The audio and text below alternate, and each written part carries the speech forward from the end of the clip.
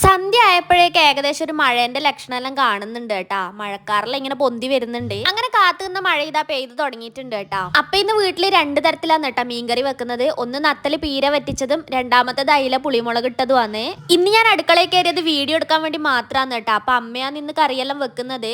അമ്മ വെക്കുന്ന നത്തല് പീര വറ്റിച്ചത് എനിക്ക് ഭയങ്കര ഇഷ്ടമാണ് കേട്ടാ. അതുണ്ടെങ്കിൽ ഞാൻ കുറെ ചോറ് തിന്നലുണ്ട്. ഇന്ന് മീൻകറി രണ്ട് വിധത്തിൽ വെക്കണ്ടോണ്ട് തന്നെ അമ്മ വേഗം ചെയ്തെടുക്കുന്നുണ്ട്. കാരണം രണ്ടും ആകണമെങ്കിൽ കുറച്ച് ടൈം എടുക്കുമല്ലോ, അതുകൊണ്ടാണ് വേഗം വേഗം ചെയ്യുന്നത്.